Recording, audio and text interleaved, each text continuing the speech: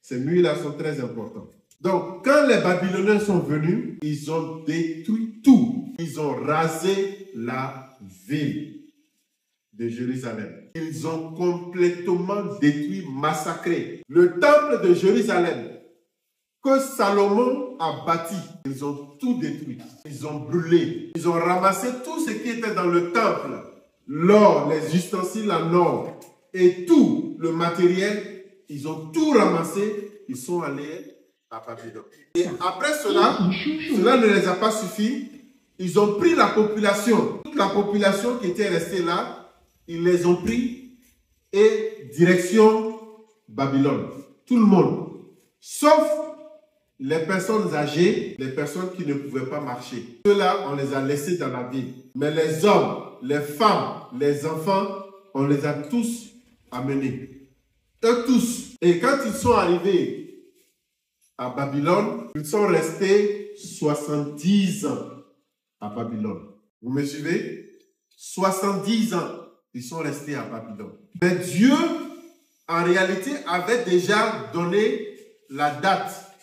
Le temps qu'ils allaient faire en exil par la bouche du prophète Jérémie. Il leur a dit, Jérémie leur a dit, vous serez étrangers dans un territoire pendant 70 ans. Et ces 70 ans-là, Dieu a donné pourquoi, il a expliqué pourquoi 70 ans. Parce que les enfants d'Israël n'ont pas respecté la terre. La terre a des lois, n'est-ce pas? Dieu, quand il a donné ses commandements, il y avait des commandements qui sont liés à la gestion de la terre. Pendant 6 ans, tu cultives ta terre. Mais la 7e année, tu dois laisser ton champ se reposer pendant 1 an. Ton champ doit avoir aussi son sabbat. Et donc, pendant 1 an, tu ne dois pas toucher ton champ. Mais la 6e année, tu vas récolter le double de ce que tu as l'habitude de récolter pour que ça te suffise pendant 1 an, sans que tu n'aies besoin d'aller récolter. Mais les enfants d'Israël n'ont pas compris ça.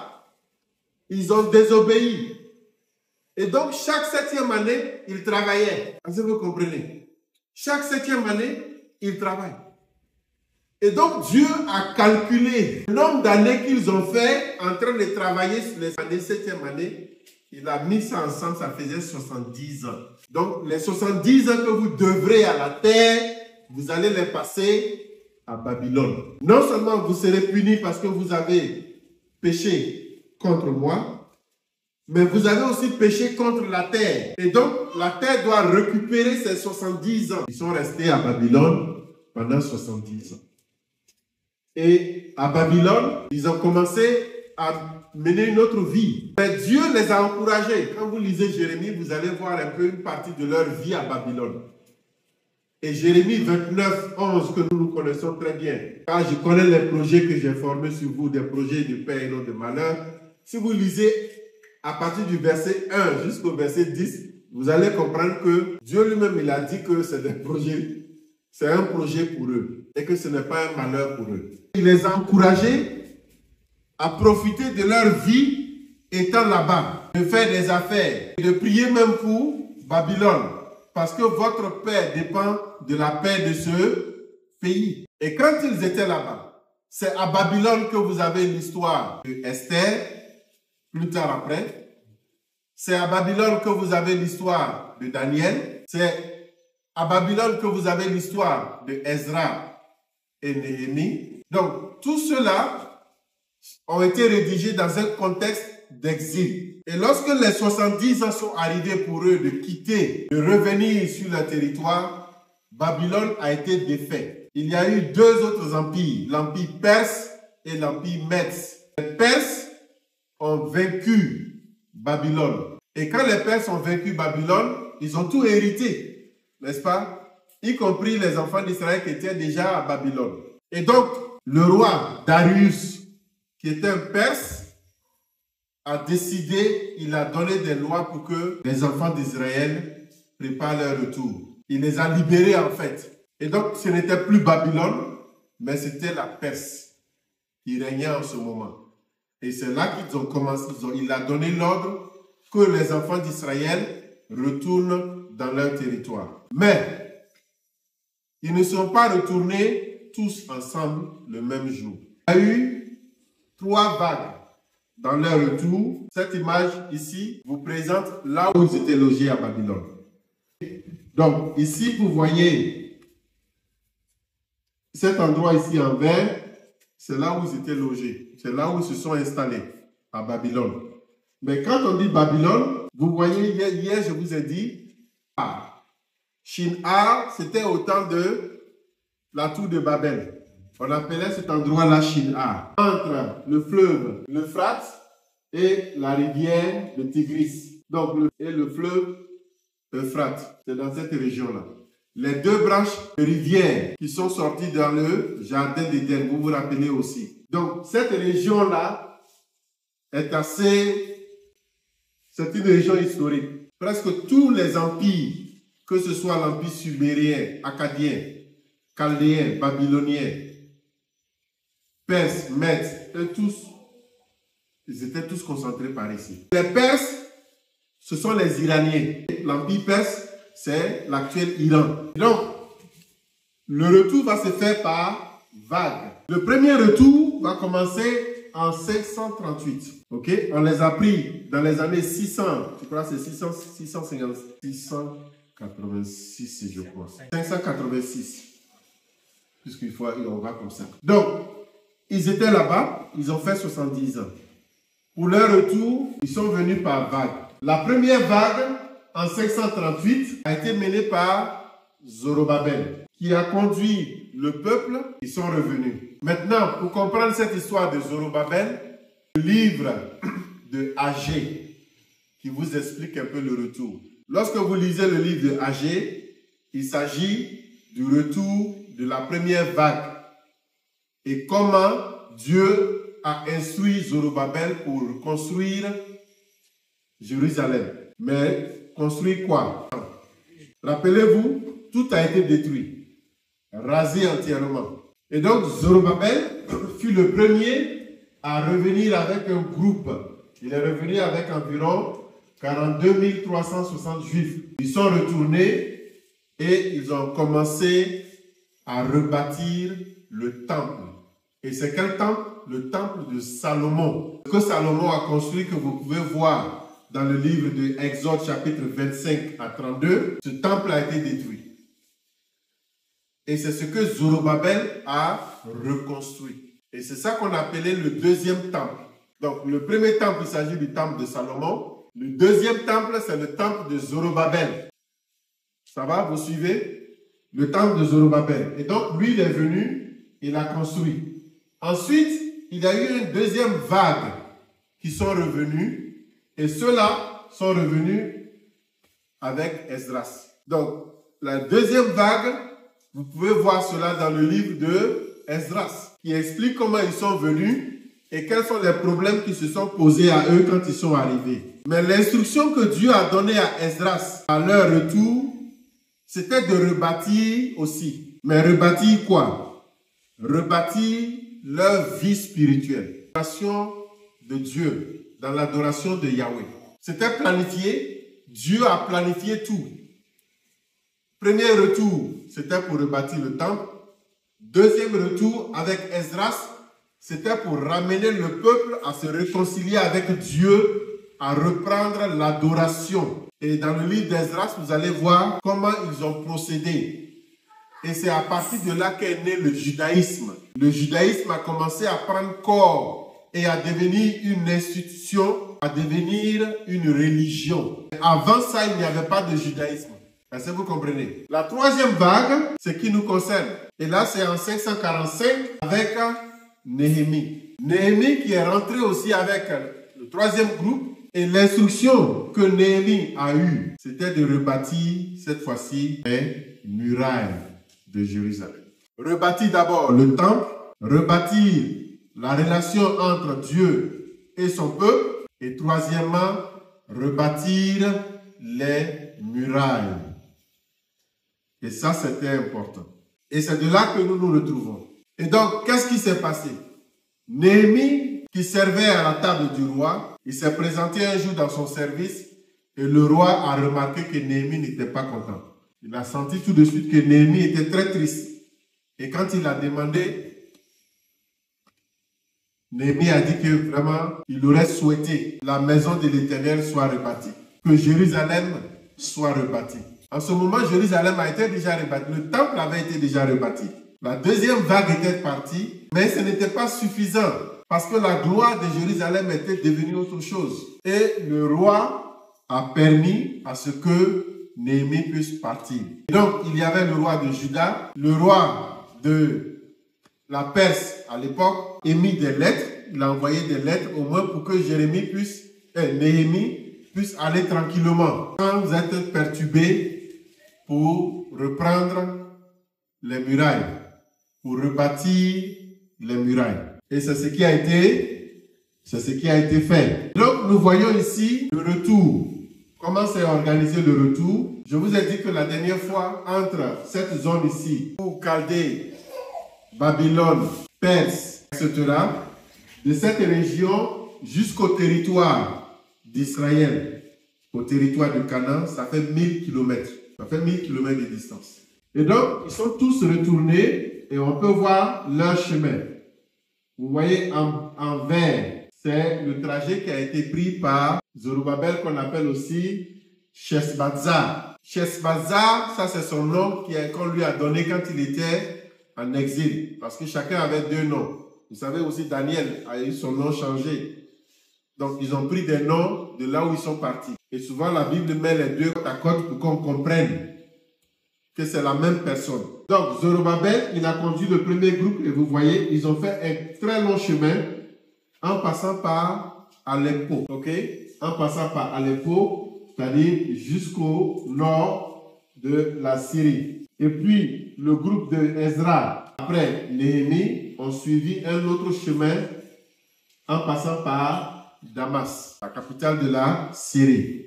Donc ça, c'était la deuxième vague dans leur retour. C'est des distances, il n'y avait pas d'avion, il n'y avait pas de voiture. Il fallait faire cela à pied et ça prenait des mois pour se déplacer. Cette image que vous voyez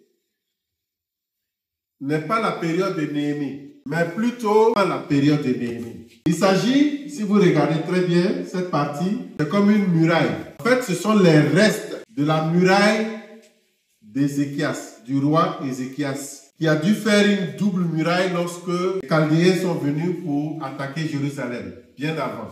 Donc, pendant la première phase, le roi Ézéchias a construit une muraille. C'était juste pour vous donner une idée de comment les murailles étaient construites. Les murailles étaient construites avec 2 rangées de briques. Et à l'intérieur, c'est vide. Mais 2 véhicules peuvent passer. C'est-à-dire, vous mettez 2 véhicules côte à côte. C'était ça la largeur des murailles. En temps de paix, en temps de tranquillité, l'intérieur de la muraille était vide. Et cela servait de logement. Donc, certaines personnes pouvaient habiter, on divisait ça comme des logements. Ce qui s'est passé à Jéricho avec qui? Rahab. Il est dit que Rahab habitait, sa maison était collée à la muraille. Parce qu'en ce moment, il n'y avait pas de problème.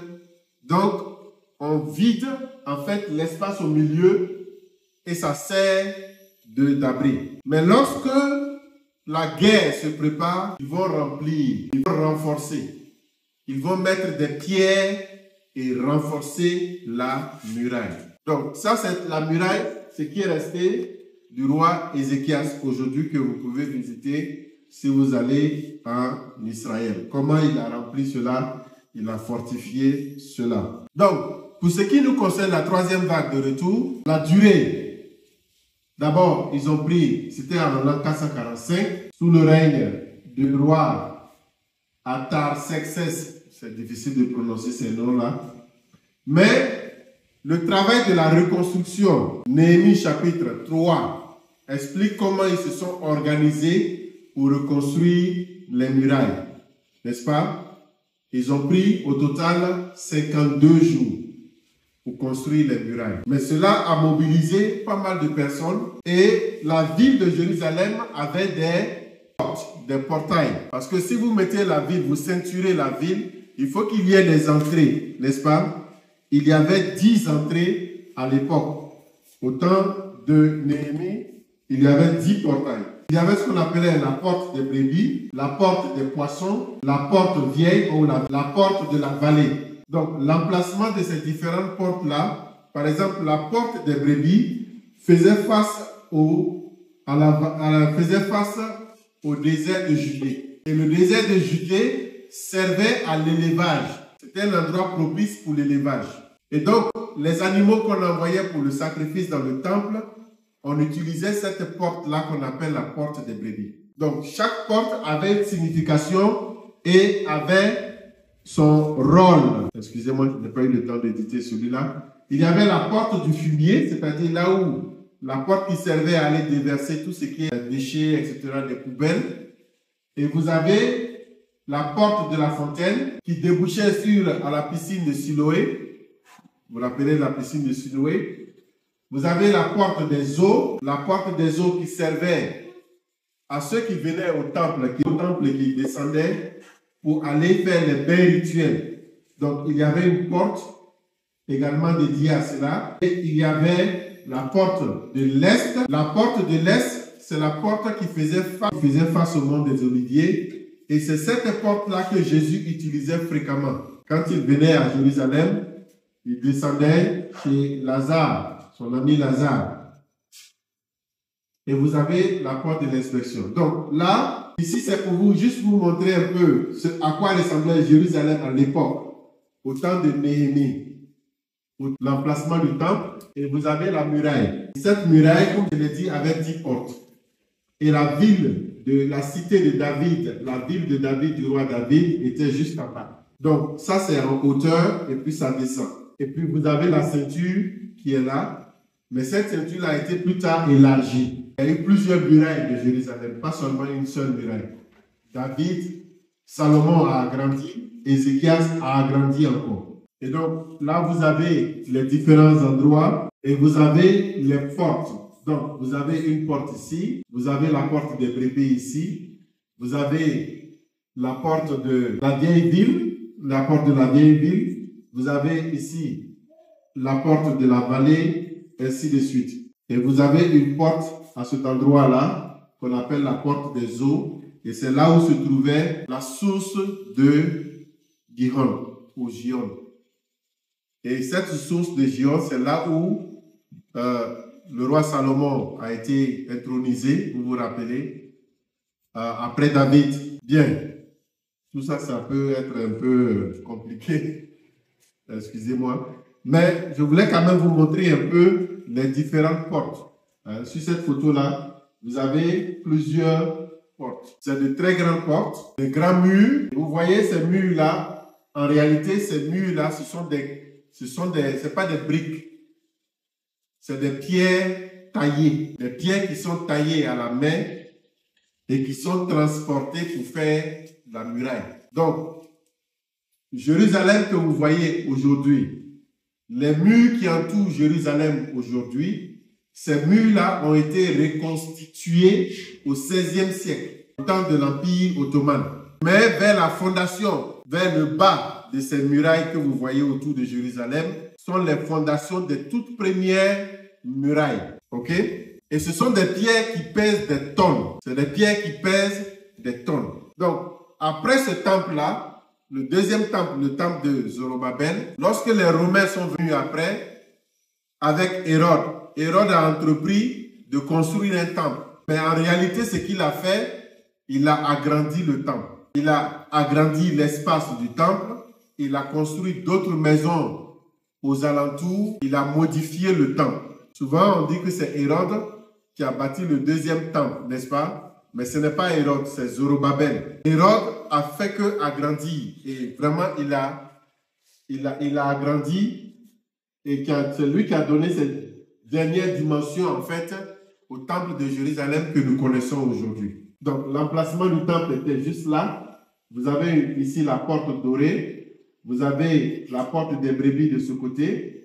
Et vous avez également une autre entrée. L'entrée principale du temple, c'était par ici. Ici où les gens venaient, lorsque les gens allaient à Jérusalem, ils montaient à Jérusalem avec des chants, des psaumes, pour pouvoir adorer. Donc l'entrée principale du peuple, c'était à ce niveau-là. Maintenant, Jésus, lui, quand il est venu, il habitait quelque part ici, à Béthanie, parce qu'il n'a pas de maison. Donc, quand ils font les pèlerinages pour aller à Jérusalem, soit tu vas louer une maison, ou bien tu déchances chez des parents, ou etc. Et lui, toutes les fois qu'il venait à Jérusalem pour célébrer les fêtes, il descendait chez Lazare. Et Lazare se trouvait de l'autre côté de la des Oliviers, dans le village qu'on appelle Béthanie. C'est juste dans le versant est de la montagne des Oliviers. Et donc, chaque jour, Jésus remontait la montagne des Oliviers, il descendait dans la vallée de Kédron et il passait par le jardin de Gethsémane et il entrait par la porte de l'Est pour aller au temple. Ça fait environ 3 kilomètres. Donc, quand on dit que Jésus, il est monté au temple, effectivement, vous voyez ici, il y a une descente. Il y a une descente, un ravin de Kédron. Bien. En fait, je n'ai pas fini ma présentation ici. Ma présentation va finir par ici. Au moins, c'était un peu l'historique pour vous donner le contexte de ce qui s'est passé pendant la période, avant la période de l'exil, pendant la période de l'exil et au retour de l'exil. Beaucoup de choses ont changé au retour de l'exil. Quand ils sont revenus, beaucoup de choses ont changé. Beaucoup de choses ont changé. Et c'est là qu'ils ont commencé à éviter d'utiliser le nom de Dieu, le nom propre de Dieu. Maintenant, je voudrais que nous voyions l'aspect, revenir un peu sur notre texte, tirer un peu l'aspect spirituel de ce que nous sommes en train de faire, parce que c'est ça qui nous intéresse. Il y a l'aspect historique, ça peut être ennuyant pour certains, ça peut être compliqué pour d'autres, quand on n'a pas l'histoire et la géographie d'Israël dans la tête, pour pouvoir comprendre toutes les histoires, comment tout est lié. Ça, je peux comprendre.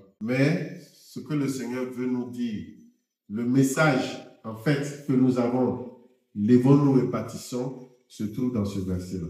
Le message que le Seigneur voudrait nous dire, il est ceci. Néhémie avait la responsabilité de bâtir les murailles, pas le temple. Le temple avait été rebâti. Il avait la responsabilité de bâtir les murailles de Jérusalem. Et à l'époque, une ville sans murailles, vous êtes exposé. C'est comme si vous ne vivez pas. Et à cause des fréquentes attaques, les conflits, les guerres, ils étaient obligés de vivre sur les montagnes. Les enfants d'Israël vivaient sur les montagnes, pratiquement. Ils construisaient leurs maisons au sommet des montagnes, au sommet des collines.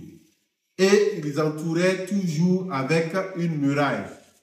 Il fallait doubler la muraille. Il fallait que la muraille soit forte. Parce que quand l'ennemi vient, si tu n'as pas une muraille qui peut tenir, ils vont faire tomber ta muraille. Ils avaient des machines pour faire tomber la muraille. La muraille, c'était un rempart. C'était un refuge. Et on ferme le portail. C'est des portails qui sont très hauts. On ferme le portail chaque jour. À la tombée de la nuit, on ferme le portail. Personne ne sort, personne n'entre. Et on ouvre le portail au petit matin. Mais quelquefois, ils avaient des petites entrées juste à côté du grand portail. On avait une petite entrée. Cette petite entrée-là, elle était tellement petite que pour entrer, il fallait même s'abaisser. Si tu avais des charges, il faut que tu enlèves toutes ces charges-là avant de passer par cette petite entrée. Parce que le grand portail est fermé. Généralement, les voyageurs qui passent ont besoin d'un lieu pour se reposer parce que dehors est dangereux, n'est-ce pas? Et donc, pour rentrer, il fallait se débarrasser de tout et entrer par le tout petit portail. Le petit portail-là, c'est ce qu'on a appelé le trou de l'aiguille, c'est ça? Voilà. C'est ce petit portail-là qu'on appelait le trou de l'aiguille, l'œil de l'aiguille. Et Jésus, dans son enseignement, il a fait mention de ça. Il a dit que c'est plus facile à un chameau de passer par ce trou qu'à un riche de passer. Pourquoi? Il s'agit des charges.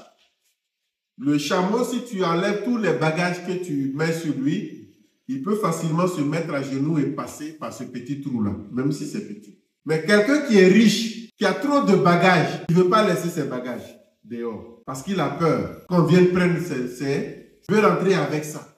Mais il ne peut pas passer. C'est ça l'enseignement de Jésus par rapport à ça. Mais c'est lié toujours au rempart, les murailles. Lorsque vous franchissez le portail mur d'une ville, la première des choses que vous avez des chambres, sous forme de chambres, à gauche et à droite. Et c'est là que se trouve la place publique. C'est là que les affaires de la cité, de la ville sont jugées, juste à l'entrée. Le roi vient s'asseoir par là-bas. Les conseils des anciens, c'est là qu'ils se retrouvent, juste à l'entrée. Tout se fait à l'entrée. Donc, être dans un rempart, c'est la sécurité. Le Seigneur a dit qu'il bénira ton aller en retour. Parce que le matin, tu sors de la ville qui est sécurisée avec les murailles et tu es livré à toi-même dehors. Mais Dieu dit, il veille dès que tu sors, il veille sur toi jusqu'à ce que tu reviennes dans un lieu sûr. Et donc, quand Dieu dit que je bénirai ton aller et je bénirai ton retour, c'est ce que ça veut dire. Parce que dès que tu sors de la cité, de la ville, tu es livré à toi-même. Tous les dangers sont possibles. Vous prenez le psaume 91 et plusieurs autres psaumes. Vous entendez toujours à répétition, l'Éternel est mon refuge. L'Éternel est mon rempart. L'Éternel est un abri sûr. C'est la métaphore, la muraille qui est utilisée par rapport à ce texte. Donc, si on comprend comment ils bâtissaient les murailles à l'époque, on peut comprendre dans ce passage de Psaume qui dit que l'Éternel est mon refuge, en qui je prends un abri. Il est mon abri sûr. Parce qu'une ville qui n'a pas de rempart, une ville qui n'a pas de muraille, elle est livrée. C'est ce que Néhémie a dit. C'est comme si tu es nu. Et Dieu lui a donné expressément d'aller. Mais dans son témoignage, il a dit ceci. Il a dit que Dieu lui a fait faveur. Il a eu la grâce de Dieu. Dans l'instruction, je vais terminer tout à l'heure, dans l'instruction que Dieu lui a donnée, il a eu la grâce de Dieu. La faveur de Dieu a été avec lui dans cette résolution. Non seulement la faveur de Dieu, mais aussi la faveur des hommes. Il a eu la faveur du roi. Le roi a mis à sa disposition ce qu'il fallait faire. Lèvons-nous et bâtissons. Si nous savons ce que nous bâtissons, et que nous savons que nous bâtissons pour celui-là qui vit à jamais et en éternité, alors nous sommes sûrs que nous aurons sa faveur. Non seulement sa faveur, mais la faveur des hommes qu'il va mettre sur notre chemin. Si je connais les projets que j'ai formés sur toi, afin de te donner un avenir et de l'espérance, vous savez bien qu'un projet fonctionne avec des ressources humaines, des ressources financières et des ressources matérielles. Cela veut dire que c'est lui le pourvoyeur de ces ressources-là. Lèvons-nous et bâtissons. Qu'est-ce que nous bâtissons et pour qui nous bâtissons? Et si nous savons que c'est pour lui que nous bâtissons, alors sa faveur va se manifester. Et il mettra des gens sur notre chemin qui vont nous accompagner dans ce processus-là. Néhémie l'a fait en 52 jours.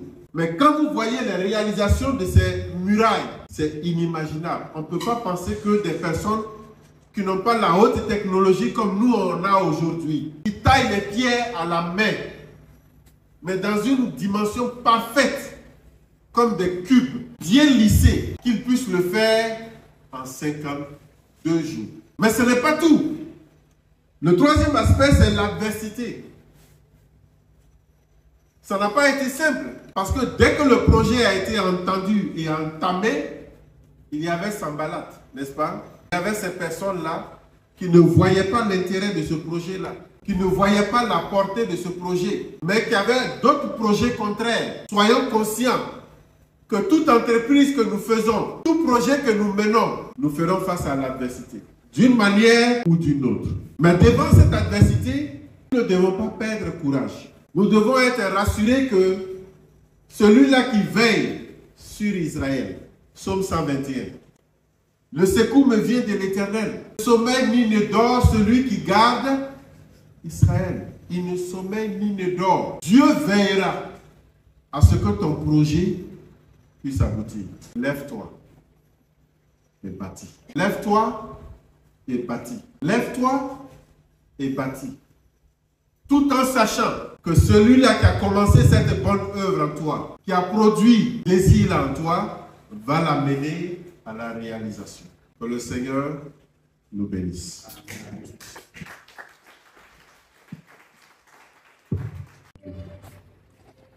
Et toute atteinte que nous faisons sur la terre, nous allons payer les conséquences. Aujourd'hui, nous souffrons, la terre se réchauffe, c'est évident, mais c'est dû à ce que nous n'avons pas pris soin de ce que Dieu nous a donné. Et donc, on parle de réchauffement climatique, c'est vrai, mais on ne le traite pas de la manière qu'il faut traiter cela. On doit revenir à la parole de Dieu et suivre les conseils que Dieu donne par rapport à ça. Si vous avez constaté pendant la période de Covid, où tout le monde était chez lui à la maison, on ne sortait, personne ne volait. Il y a eu des endroits où les animaux sont revenus d'eux-mêmes. La terre a poussé, la terre s'est régénérée comme ça. Tout simplement parce que les gens ont laissé. Mais Dieu également crée des situations, quelquefois, et il nous appartient d'ouvrir l'œil aussi. Hein, d'ouvrir l'œil. Maintenant, lié à cela, au terrorisme, c'est parce qu'on n'a pas oublié que les terroristes sont là. Non, je dirais que ce n'est pas le cas. On ne peut pas faire ce lien-là. Mais là, c'est une autre chose. Nous sommes dans une guerre, c'est dans une bataille. Cette guerre-là, cette affaire de terrorisme, en fait, qui sont ceux qui sont les plus visés? Ceux qui sont les plus visés, ce sont les chrétiens. Ceux qui confessent Christ. Et c'est la même chose aussi pour Israël. Israël était visé à cause de ce que il se disait être les choisis de Dieu. Et donc, nous, les chrétiens, nous devons redoubler d'efforts dans la prière, redoubler d'efforts dans le soutien, afin que notre Dieu intervienne en notre faveur également. Nous devons impliquer Dieu dans ce qui se passe actuellement. On doit l'impliquer. On doit impliquer Dieu. Et on doit le faire publiquement. C'est ce qu'Israël fait. Quand ils partent en guerre, ils invoquent leur Dieu. Chacun invoque son Dieu. Et nous, il est temps également que nous impliquons Dieu, nous l'invoquons publiquement et nous l'impliquons. Le mot impliquer là doit sortir de notre bouche. Dieu nous met dedans. Voilà. Nous t'impliquons dedans. Si Dieu est impliqué, Dieu agit. Mais tant qu'il n'est pas impliqué, c'est son principe aussi. Dieu ne va jamais contre la volonté d'une personne. Il ne le fera pas. Tant qu'il n'a pas été invité, Dieu ne le fera pas. Deuxième question, c'est la suite à la troisième vague. Il y a beaucoup de détails que j'ai enlevés. Je n'ai pas insisté là-dessus parce que c'est historique, il y a beaucoup de choses. Mais quand vous prenez le livre de Néhémie et que vous lisez tout le livre, vous allez voir comment ce retour-là s'est fait. Ce n'était pas simple. Quand ils sont revenus, Néhémie est revenu. C'est vrai que lui, il est venu pour reconstruire et rebâtir la muraille. Il est venu avec un groupe. La muraille a été rebâtie. Mais il y avait des problèmes à gérer. Il y avait les problèmes de mariage. Ceux qui sont nés là-bas, qui ont grandi, qui se sont mariés avec les Babyloniennes. Certains ont dit non, il faut les renvoyer. Il faut renvoyer les femmes là. D'autres ont dit non, ce n'est pas de leur faute. Parce que ça faisait 2 générations. Les 70 ans font pratiquement 2 générations. Et la nouvelle génération, beaucoup ne parlaient plus la langue. Donc il fallait traduire même l'hébreu pour eux, pour qu'ils puissent comprendre. Il y avait des problèmes de langue. Donc ce n'était pas seulement le rebâtir. Rebâtir, ça c'était ce pour lequel le Seigneur l'a fait revenir, pour Néhémie. Mais puisqu'il n'est pas revenu seul, il est venu avec un groupe, il y avait aussi à gérer un certain nombre de choses, à régler ces problèmes-là. Et dans le livre de Néhémie, vous allez voir ces différents problèmes qui ont été réglés.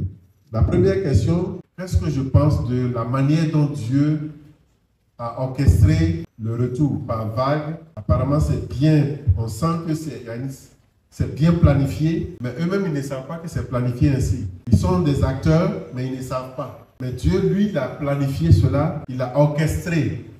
C'est le terme que je peux dire. Mais en même temps aussi, c'est lui qui a orchestré l'exil. N'est-ce pas? C'est lui qui a orchestré l'exil. Quand vous prenez Jérémie, vous voyez que le début de Jérémie, je voulais effectivement revenir sur quelque chose, un passage de Jérémie. C'est lui qui a orchestré. Mais il leur a dit, vous pensez que parce que vous avez le temple, vous dites le temple de l'Éternel, le temple de l'Éternel, le temple de l'Éternel. Et vous oubliez, pardon, chapitre 7, voilà. On a travaillé sur ça cette semaine avec le pasteur Tankwano. Donc, il dit, vous dites ça, mais... Et vous laissez de côté ce qui doit être fait. Vous mettez votre confiance du fait que vous avez le temple, qui est une référence pour vous, c'est vrai. Mais vous m'avez mis de côté. Vous êtes allé après d'autres dieux. Dieu a orchestré. avant, pendant et puis le retour. Parce que c'est son peuple après tout. Et donc c'est la même chose également lorsque nous entamons quelque chose. Nous devons savoir que notre vie est orchestrée. Ce n'est pas une sorte de prédestination. Mais Dieu nous prédispose. Éphésiens chapitre 2, le verset 10 est assez clair. Que nous avons été prédestinés à de bonnes choses. Ça veut dire que Dieu nous met dans les conditions pour exécuter le plan qu'il a pour notre vie. Qu'il orchestre en fait. Et si nous suivons, nous allons voir que tout ce qui nous arrive dans notre parcours, même depuis notre enfance, ce n'est pas un effet de hasard. On peut suivre le fil de la manière dont Dieu a dirigé les choses, même jusqu'au temps où, au moment où nous sommes venus, dit Seigneur, me voici, je t'accepte comme Seigneur et Sauveur. Il a déjà travaillé. Et ça, c'est vraiment important. Dieu fait des choses. Dieu fait des choses. Je peux vous donner mon propre témoignage. Mon propre témoignage, comment Dieu m'a conduit. Et on m'a traité de fou. On m'a traité d'imbécile. Parce que je suis allé démissionner de la fonction publique. J'étais professeur de français. J'ai enseigné au lycée provincial de Manga. J'ai fait juste 9 mois. Je suis allé déposer ma démission. Le monsieur m'a regardé dans les yeux et dit, mais toi tu es malade. Bref, nous ne sommes rien sans lui. Nous sommes ce que lui veut que nous devenons. Nous devons toujours reconnaître sa main dans notre vie. Il y a 2 choses que je voulais vous montrer. Malheureusement, j'avais oublié, c'est ça. Hier, je vous ai parlé de langues, n'est-ce pas? Les langues, les écritures. Ce que vous voyez ici sont les 10 commandements. Comment les 10 commandements étaient écrits dans de Moïse. Est-ce que vous pouvez lire ça? Ça, c'est le premier commandement qui commence ici. Deuxième commandement. Troisième commandement. Quatrième commandement. C'est ce qui était écrit. Ceux qui ont fait la théologie, ceux qui ont fait l'hébreu, le grec, est-ce que vous reconnaissez ça? Maintenant, regardez une chose. C'est assez petit, mais je veux que vous compreniez quelque chose. Ce que vous avez vu tout à l'heure, n'est-ce pas? Quand vous regardez ici, ce sont presque les mêmes symboles. Ici, c'est l'égyptien, les hiéroglyphes égyptiens. C'est ce qui est ici, dans cette colonne-là. Et ça, c'est le texte que je vous ai montré tout de suite, les 10 commandements. Et vous allez voir que les similitudes, pour ceux qui sont proches, vous pouvez voir. Et ça, c'est l'hébreu. OK? Et après, ça a donné cette forme-là. Ici, au milieu, ça, c'est le texte en hébreu qui était utilisé pendant la période de David et Salomon. C'est-à-dire au Xe siècle avant notre temps. Parce que tout ça, les figures sont devenues beaucoup plus abstraites. Et après, quand ils sont revenus de l'exil, ils ont commencé à utiliser ça. C'est la même chose. Mais de retour de l'exil, ils ont commencé à utiliser ce que nous avons aujourd'hui comme l'hébreu. Quand vous voyez l'hébreu, mais c'est proche de l'araméen. Donc on appelle cela écriture carrée, qui est proche de l'araméen. Et puis plus tard, bon, il y a eu d'autres développements au niveau de l'hébreu. Donc, hier, on a parlé de Babel, les langues, les peuples qui parlaient presque les mêmes langues. Dieu a dit à Moïse d'écrire. Comment est-ce que Moïse a écrit? Les Égyptiens et les Hébreux qui ils communiquent comment? Parce que tout ça, on ne s'imagine pas, n'est-ce pas? Et ça également, c'est proche du phénicien.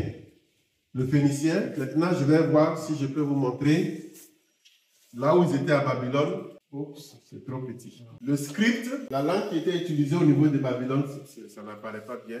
C'est juste des petits symboles. Décret du roi Darius.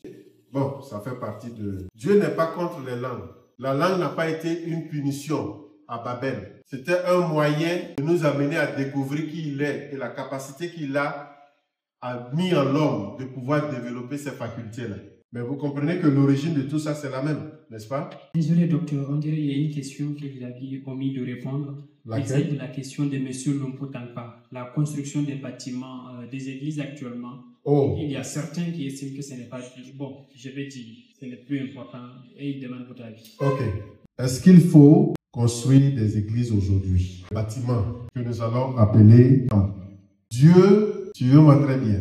Sinon, vous allez interpréter. Dieu ne reconnaît qu'un seul temple. Il ne reconnaît qu'un seul temple. Le temple qu'il reconnaît, c'est le temple qu'il a dit à Moïse de construire. À commencer par le tabernacle.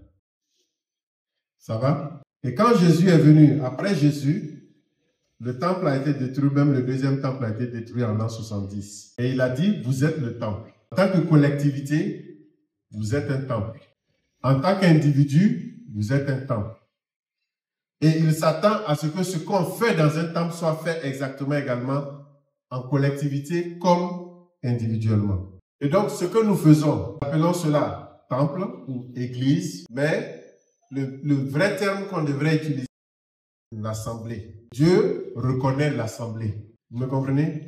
Dieu reconnaît l'assemblée. Parce que l'assemblée, c'est le corps de Christ. Et le corps de Christ où les membres sont en plusieurs fonctions, en plusieurs formes. Si vous construisez un bâtiment pour représenter l'assemblée, dans ce cas, il n'y a pas de problème. C'est un prolongement de l'assemblée. Vous me comprenez? C'est un prolongement de l'assemblée où chacun doit contribuer. Et même ici, Levons-nous et bâtissons, ils ont contribué. Le roi a contribué. Et les enfants d'Israël, eux aussi, ont contribué. Donc, tout le monde peut contribuer. Mais ce que Dieu dit et ce qu'il met en garde, c'est qu'on ne doit pas regarder le bâtiment et puis l'oublier, lui, Dieu. Parce que c'est ça qu'il a reproché aussi quand vous lisez Jérémie au début. Le temple de Salomon était très beau. Et les enfants d'Israël, c'était leur fierté.